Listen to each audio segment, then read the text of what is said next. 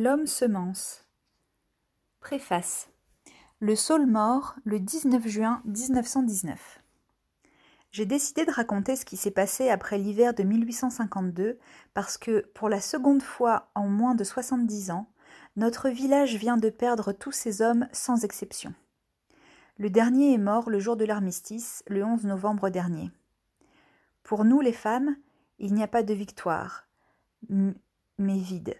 Et je joins mes larmes à celles de toutes les femmes, allemandes ou françaises, qui errent dans leur maison sans hommes. Je pleure ces bras perdus faits pour nous serrer et renverser les brebis lors de la tonte. Je pleure ces mains fauchées, faites pour nous caresser et tenir la faux pendant des heures. J'avais 16 ans en 1851, 35 ans en 1870 et 84 aujourd'hui. À chaque fois, la République nous a fauché nos hommes, comme on fauche les blés. C'était un travail propre. Mais nos ventres, notre terre à nous les femmes, n'ont plus donné de récolte. À tant faucher les hommes, c'est la semence qui a manqué. L'histoire que je raconte aujourd'hui, au soir de ma vie, s'est déroulée en provençal. À l'époque, nous n'avions d'autre langue que celle-ci, reçue de nos parents. L'idiome provençal, le patois, dis-je les cracheurs. Et c'est ma langue maternelle et je l'admire pour sa résistance. Pourtant, j'ai choisi d'écrire notre histoire en français pour que ce dont je témoigne se répande au-delà de notre région, et parce que j'aime aussi cette seconde langue. Je l'ai apprise, je l'ai adoptée comme on adopte une patrie, je l'ai enseignée. C'est celle de cette République pour laquelle nos hommes ont donné leur vie d'un coup, et nous les nôtres pendant toute notre vie de femme. Violette Ayot.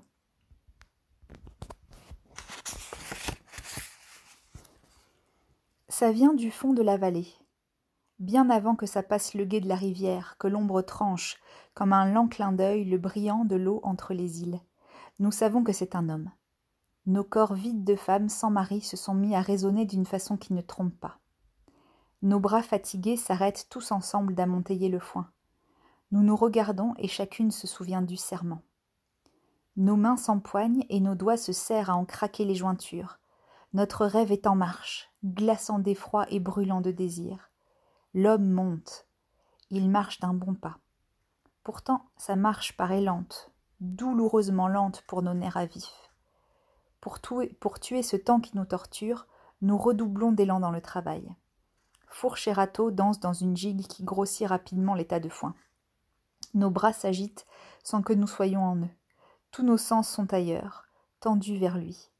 À chaque fois que l'homme trécoule derrière un repli de terrain, je me demande si je n'ai pas rêvé ou si je n'ai pas simplement décidé de rebrousser chemin.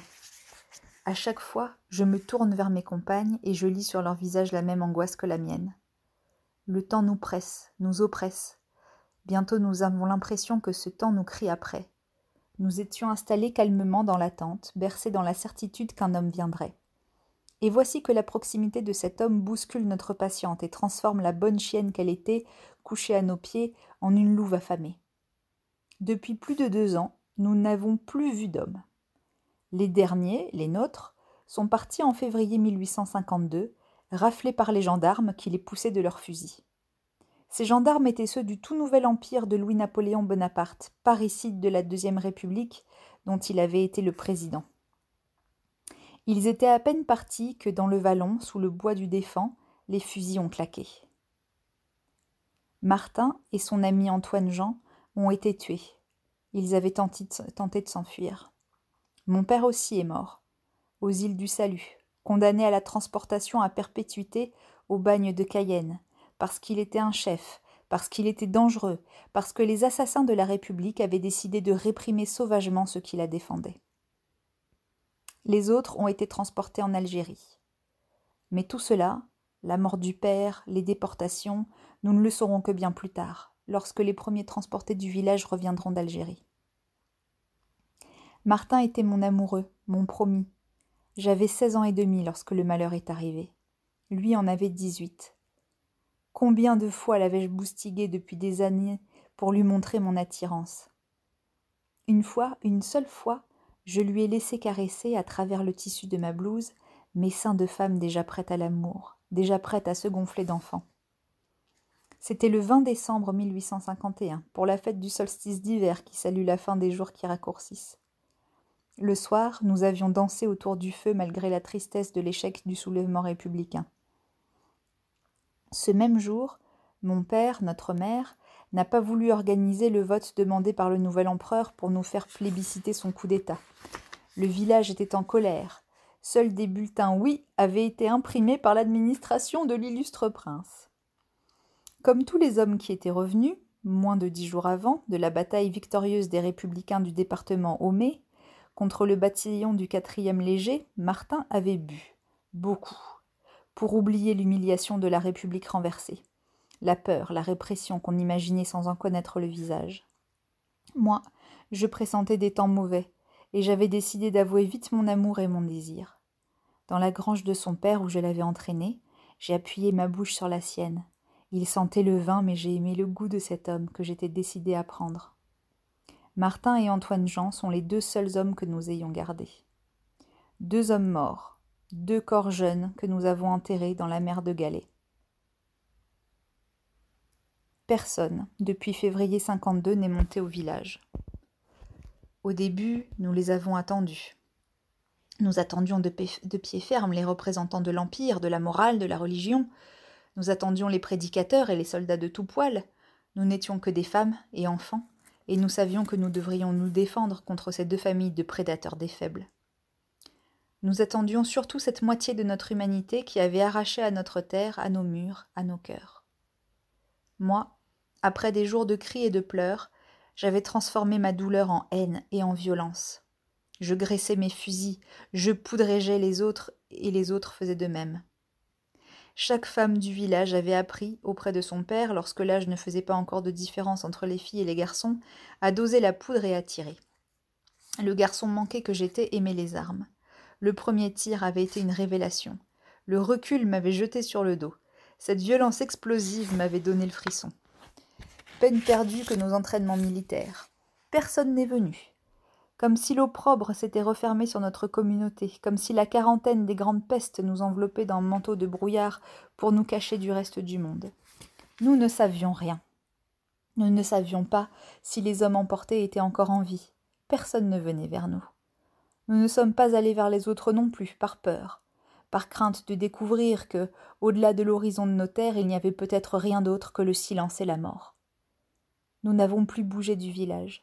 Noyés volontairement par les travaux qu'exige de l'aube à la nuit profonde le bec ouvert de nos enfants, de nos bêtes et de nos champs. Le 1er mai, au bout de plusieurs mois d'attente vaine et étouffante, Rose, la fille du boulanger, a sorti sa robe de mariée. Cette robe n'était rien de plus que sa plus belle robe. Je me souviens qu'elle était bleu foncé et qu'elle me faisait envie. Elle en a habillé un épouvantail qu'elle a planté au bord du plateau. Je me souviens qu'elle pleurait de rage. Sur le col de la robe, elle a noué le modeste collier de fleurs d'oranger en cire que la famille avait arraché à sa pauvreté. Nous autres, nous n'avions rien tenté pour l'en empêcher, mais nous avons partagé ses larmes jusqu'à nous en cuire les yeux et le visage. Rose aurait dû se marier en avril. Alors, la mère du garçon qui aurait dû épouser Rose est allée chercher les vêtements de mariage de son fils, et en a fait un 2e épouvantail qui a pris la manche du premier. Depuis, notre village de femmes vit sous le regard de ce couple qui n'a jamais été, et dont les 2 silhouettes immobiles tournent le dos à la vallée. C'est notre signe pour dire qu'ici, il y a la vie. Cet homme qui court lentement vers nous est donc le premier. Je serre la pomme qui se trouve dans ma poche. Je l'ai ramassée verte en partant ce matin, parce que tombée de l'arbre en plein mois de juillet. Je serre cette pomme lisse avec sa robe tachée, comme d'un coup d'aiguille, de la marque du verre qui l'a fait tomber. Je caresse cette pomme que j'ai fait briller et je pense à Ève. Soudain, j'ai envie de croire à ce mythe et d'être la première femme. Il nous faut attendre près d'1 heure avant que l'homme ne se présente à l'orée de notre champ. Nous le regardons et il nous regarde. Il a suspendu sa marche et nous nos gestes. Il sourit et je crois que la tension crispe seulement nos visages.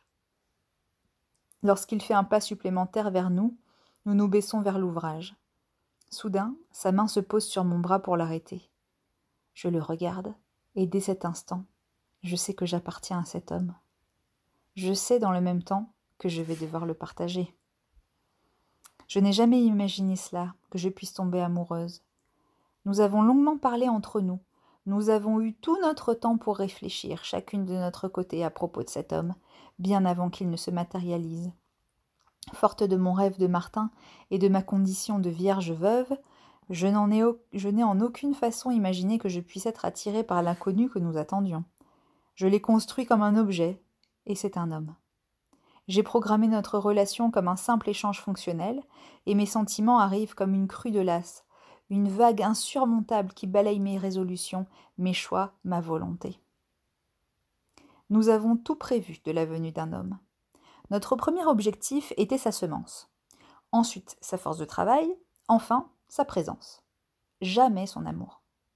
Même en secret, je n'ai pas envisagé cette éventualité, et mes compagnes non plus. Nous étions trop tendus vers ce besoin primaire, cet appel de vie qui nous vient de l'aube de l'humanité et même du monde des bêtes, la reproduction. Pourtant, combien de fois ai-je rêvé de me blottir contre mon homme Martin, de recevoir sa tendresse même maladroite, de caresser son corps et d'être jalassée par lui pour m'ébrouer ensuite comme s'ébrouent les poules qui viennent d'être couvertes par le coq. Je suis totalement bouleversée. Je ne sais ni que faire ni ce qui va se passer. Pour le fait, je suis amoureuse. Pour le fait, j'ai été la première qui l'ait touché. Mais rien ne dit qu'il va me choisir. Je me demande même si mes compagnes ne sont pas comme moi, tombées amoureuses de cet homme, de notre homme. Et j'ai honte et j'ai peur. Honte d'être attirée par le premier homme apparu après Martin. Honte d'être tentée déjà de trahir le serment qui me lie aux autres femmes du village. Peur de ne pas savoir partager, peur de souffrir. Je me rends compte qu'en posant sa main sur une seule d'entre nous, l'homme divise notre harmonie. Il me faut réagir. Je lui tends la fourche. Il hésite un peu et l'empoigne. En l'enfonçant dans le foin, il s'enfonce dans le labeur, entre dans son rôle de force de travail et nous redonne notre égalité. L'idée est venue un soir d'ouvrage en commun, alors que nous étions tout assises sous l'arbre du cours et que les enfants étaient couchés. Elle est sortie de la bouche de l'une d'entre nous, comme une bulle qui vient crever la surface d'une mare. Je pense que la question était en nous depuis un certain temps, nichée au chaud de l'inquiétude. Et s'il n'y avait plus d'hommes? Plus d'hommes nulle part. Aucune d'entre nous n'a levé la tête. Ce ne sont pas des graines de pensée comme celle-ci qui nous font lever le visage pour sourire. Nous l'avons mâché longtemps comme une poignée de grains de blé que l'on garde des heures dans la bouche après en avoir tiré le suc, les peaux, les moindres bouts durs, le goût. Le silence est resté sous l'arbre au-dessus de nos têtes baissées et ruminantes. Et puis, je crois que nous avons toutes parlé en même temps. On aurait dit une troupe de pintades affolées. Nos idées volaient comme des sauterelles, se croisant avec leurs ailes ouvertes de toutes les couleurs, bleues, rouges, orangées. Nous avons toutes dit la même chose de 1000 façons différentes, mais nous étions d'accord. Un jour, un homme viendrait, s'il en restait, et nous devrions le partager pour la vie de nos ventres. Nous avons tout imaginé. Des soirées durant, puis des journées durant, nous avons tourné et retourné les circonstances, les détails, les paroles que nous dirions, l'organisation de la vie autour de la présence de l'homme inconnu qui viendrait. Nous en avons fait le portrait, la statue. Pendant des jours et des mois, nous l'avons habillé, déshabillé, fait parler, fait rire, fait dormir, manger et fait aimer. C'était du bonheur pour une part et une plaie pour l'autre. Cette plaie qui s'évertuait à cicatriser, nous en grattions la croûte sans cesse pour la faire saigner, pour que viennent encore d'autres idées, d'autres pensées, d'autres souvenirs du futur qui allait venir. J'aime le village dans lequel je suis née, au cœur duquel j'ai vécu presque toute ma vie. De loin, il semble être posé sur la plaine. Lorsqu'on l'approche, on le trouve sur un promontoire entouré d'entailles profondes, comme si un géant avait biné autour de lui dans la mer de Galets. Notre village se mérite. Alors qu'on le croit à portée de main, il faut encore plonger dans le ravin et grimper dur vers les maisons serrées comme un bouquet de fleurs. Notre village est en plein vent. L'été, quand la brume laiteuse gomme tout le relief, il est isolé du monde. On se croirait sur un navire en pleine mer au milieu des vagues du plateau qui ondulent sous la chaleur. L'hiver, le monde réapparaît avec le ciel bleu. Quand le Mistral a soufflé des jours, les montagnes se rapprochent comme pour se pencher sur notre vie. C'est particulièrement le cas de la montagne de Lure. C'est ma montagne préférée, bien que je n'y sois jamais allée. Pour moi, elle ressemble à une main d'homme au repos, une main posée à plat que l'on verrait de profil, craquelée et burinée par le soleil, le vent et le travail. Les soirs où le Mistral nous a enivrés tout le jour, bien plus que du vin, cette main s'approche tant que je crois la sentir se poser sur mon ventre vide et brûlant. Je rêve qu'elle s'aplatisse et s'étende, en haut vers mes seins volcans, en bas vers mon bas ventre fontaine. J'attends et je me tords sur ma couche. J'attends, et puis jette cette main en la poussant là-haut et là-bas, jusqu'à ce que le plaisir me détende comme le chien d'un fusil et m'endorme d'un sommeil souriant. Mais ce plaisir est toujours sans fruit. Mon cœur et mon corps sont vides. Le premier pleure l'homme perdu, le second l'homme qui ne vient pas. Depuis 2 ans, je crie ma révolte de jeune femme saccagée par l'enlèvement de son promis, au moment où il allait la faire femme et mère. Depuis 2 ans, la douleur me remplit et me sert de grossesse. Je saigne à chaque lune, du ventre trop et du cœur sans cesse. La douleur engendre ma colère, et je crie souvent contre le vent qui me renvoie ma violence comme une gifle donnée à toute volée. Vaincu par ce combat inégal, je regarde, hébété, la terre tourner. Je fixe pendant longtemps l'insaisissable trait qui sépare l'ombre du soleil, se déplacer sur les mamelons de la cuisine. La terre, le temps, m'enroulent dans leur valse folle. Le tournis me calme de sa caresse perfide qui me donne la nausée. L'homme est dans notre village de femmes, et ma violence me tombe des bras. Le premier soir, nous le logeons dans un petit jas à l'entrée du village. Nous ne savons pas qui il est. L'homme lit. C'est ce que je découvre en lui portant son souper. Il lit et c'est rare. Cette découverte fait battre mon cœur. Pour moi, un homme qui lit ne peut être qu'un homme bon. Et puis c'est une chose que nous avons en commun. Ma raison y voit un signe d'encouragement pour mes sentiments. Je suis arrivée à pas de loup et il ne m'a pas entendu venir. Je l'observe un moment en secret. Je vois son sourire naître des mots qu'il lit. Je repense à nos 5 livres que mon père m'a envoyés cachés lors de l'entrée des gendarmes au village, dans la cage qui prend dans la descente du puits. Je repense à mes heures d'apprentissage de la lecture avec mon père quand j'avais 5 ans. Je repense au plaisir de lire et de relire, de savourer les sons des poèmes lus à tue-tête seul dans les champs quand le vent bouffait. Je repense à ma mère criant après mon père que les idées de poésie me tourneraient la tête. Je repense à mon père éclatant de rire et embrassant ma mère pour la faire taire. Soudain, la main de l'homme se pose sur mon bras et m'arrache aux pensées qui m'entraînent sur la pente mélancolique du passé. Je sursaute et le repousse. « Qui es-tu » à la question posée brutalement, l'homme me répond en me tendant son passeport à l'intérieur. Il s'appelle Jean, de son prénom, et Jean, de son nom. Il vient du Var. Il est maréchal ferrant. C'est le métier qu'indique ce document qui lui permet de circuler. Il a un peu d'outils. Il s'occupe des mulets et des ânes. Après qu'il ait mangé, lentement, et que je l'ai regardé faire, le Jean me montre ses livres. Il en a 8, et je suis admirative de sa richesse. Je tourne les pages de chacun avec une avidité contenue.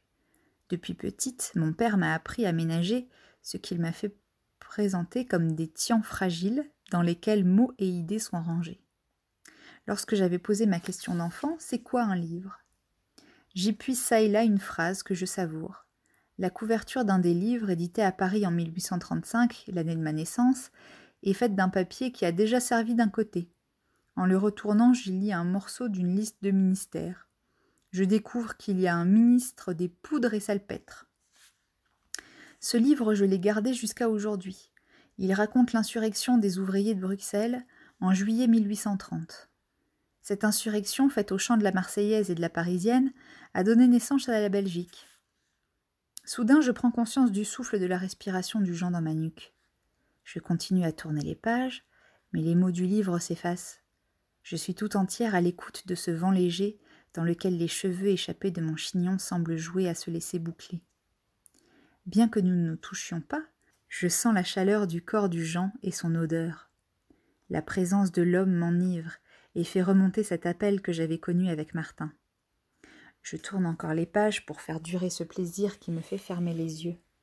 Je me retiens de frissonner, de peur qu'il ne remarque quelque chose. Je me retiens d'appuyer mon dos contre le mur de sa poitrine. Cette retenue devient douleur. Je pose mon livre dans ses mains et je m'enfuis à grands pas, sans même lui souhaiter la bonne nuit. En un rien de temps, je suis à notre maison devant laquelle la mère attend, recroquevillée. La joie que j'ai de cet homme qui me vient dans le cœur me fait voir, par contraste, que le bonheur, la force et la beauté que les parents avaient ensemble a quitté la mère depuis que le père est parti.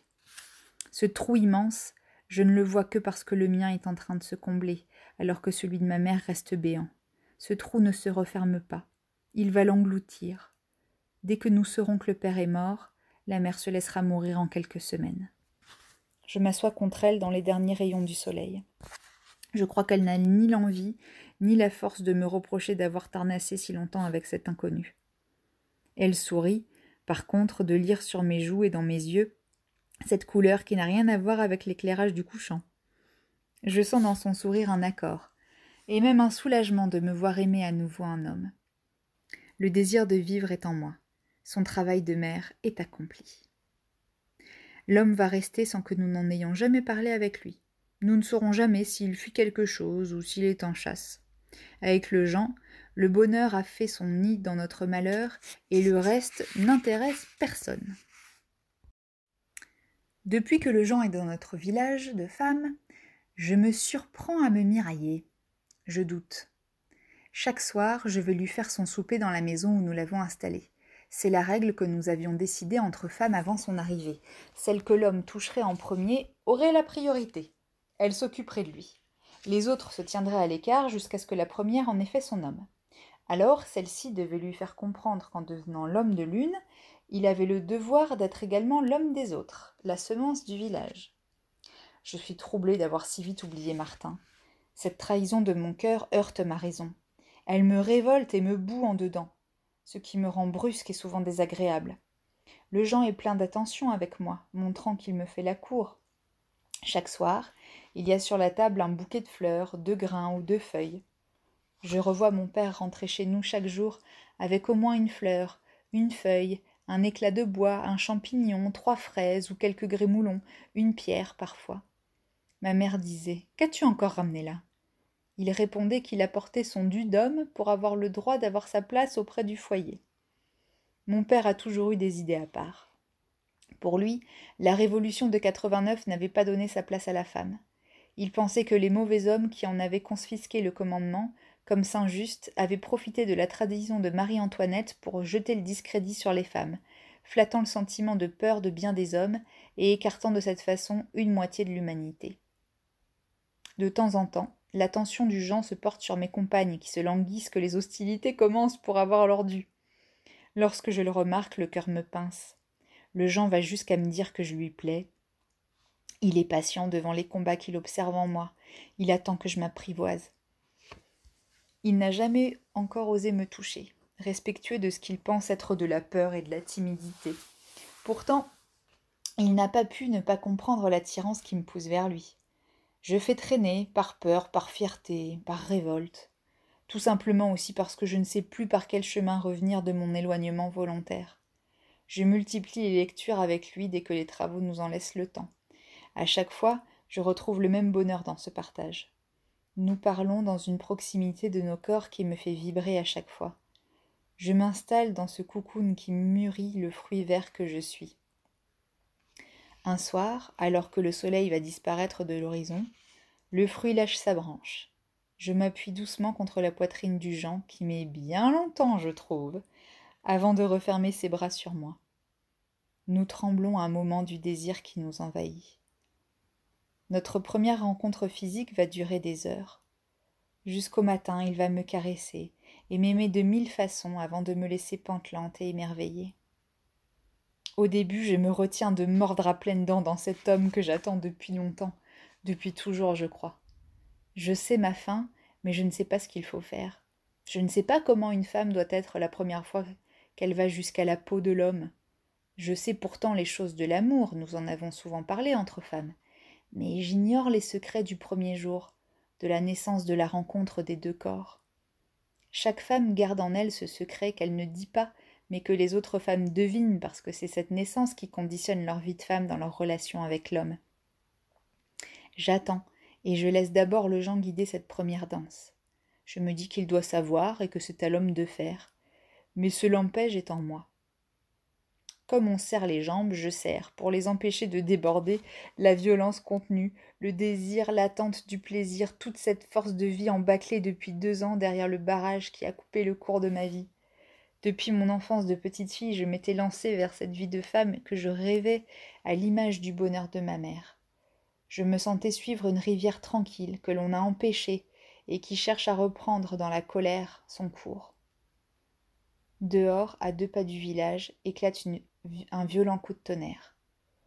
En même temps que le ciel se rompt pour libérer la pluie que nous attendons depuis des mois, mon barrage cède et c'est la débâcle en moi. Je me jette sur mon Jean, forte de cette certitude de la vie que nous avons, les femmes, qui nous fait marcher d'un pas décidé et franchir n'importe quelle barrière. Je prends, je mords, je frappe, je ne sais plus où je suis, je disparais, je perds conscience. Je hurle quand le plaisir m'envahit. La force, la profondeur de ce plaisir sont si inattendues que je pense un moment que je vais mourir ou devenir folle. Lui se retire épouvanté, croyant m'avoir fait mal. Je le ramène à moi pour aller jusqu'au bout d'un voyage qui me laisse épuisée et tremblante. La nuit court ainsi, pleine de pluie, de la faim de nos corps, des grands moments de tendresse et de caresse. C'est la vie qui pénètre la terre et mon corps. Je découvre le merveilleux outil que sont ces mains d'homme sur moi. J'apprécie leur force et leur douceur, leur violence et leur aimance. Alors que l'aube s'éclaire avec la pluie qui se calme, je ne peux presque plus parler. J'ai mal à la gorge d'avoir tant crié. Je lui dis pourtant le bonheur de mes cris. Il me dit que quand il éclate de rire, c'est pour libérer son plaisir et pas pour se moquer de moi. Nous parlons de cet échange de paroles, et cet échange ne nous quittera plus. Tout va aller très vite. Je pensais que les choses seraient plus difficiles. Dès cette première aube, je suis fidèle à mon serment. Je pense qu'il faut absolument que je le fasse tout de suite, sinon je ne serai sans doute plus capable de le faire. J'explique aux gens ce que nous attendons de lui. Jean est un homme intelligent. Je le constate immédiatement. Il m'écoute sans m'interrompre et j'en suis soulagée car je veux tout lui dire d'une traite. À la fin, je le regarde, inquiète. Il sourit et dit sans hésiter « Je ferai ce travail. Je ferai ce travail parce que c'est un travail d'homme et que je ne vois pas d'autre homme ici. Je ferai ce travail avec conscience car j'aime le travail bien fait. Je ferai ce travail avec plaisir aussi car j'ai toujours du plaisir à faire ce qu'il y a à faire. Mais je ferai ce travail sans amour, car l'amour, je le garde pour nous. » Un soir, au retour des foins, nous avons trouvé 2 hommes sur la place du village. C'était tout à fait incongru. Nous avions le nôtre, et nous avions tellement oublié que d'autres existaient. Cette présence nouvelle était le signe de temps nouveau, ou plutôt de la fin d'un temps hors du temps. Mon 2e enfant avait déjà 6 mois. Jeanne venait d'accoucher. Marie, Rose et Magdeleine avaient chacun leur petit. Derrière ces 2 hommes sont venus d'autres hommes, encore, et puis des femmes, et puis des enfants. À la fin de l'été, le Jean a fait son sac, un soir. Il m'a dit « Demain, je reprends ma route. » Je n'ai rien dit. Je savais que c'était son dû, son droit, sa liberté, son chemin. J'avais tout mon temps pour pleurer après, quand il serait parti. J'ai souri et j'ai profité de mon homme, jusqu'à l'aube, comme la première fois. La vie tournait. Elle avait été dure et belle pour nous. Elle serait tout cela encore.